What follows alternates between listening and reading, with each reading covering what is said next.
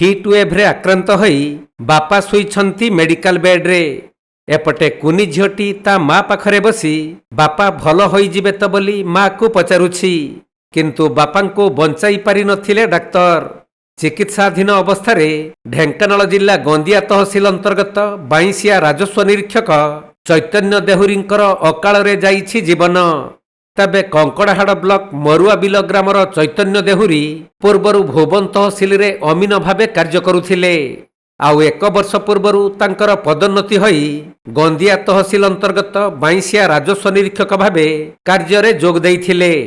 तेणु भुवनर 5 number ward रे निज स्त्री प्रमोदिनी देहुरी और 7 वर्षर कुनी झील सहित घर भड़ा नहीं रहुथुवा बेले अत्यधिक ग्रीष्म प्रभाव और कार्यभार जोगु से असुस्थ होई पड़िथिले।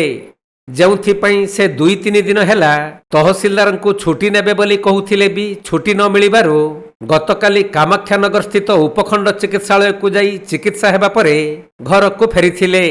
हेले विलंबित राति रे पुणी तांकर देह हाथ जलापोड़ा हेबारु तुरंत तांको भुवन डाक्तरखाना को अणा जाइथिला।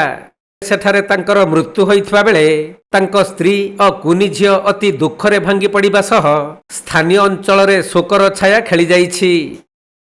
से कहले 3 थर दबो,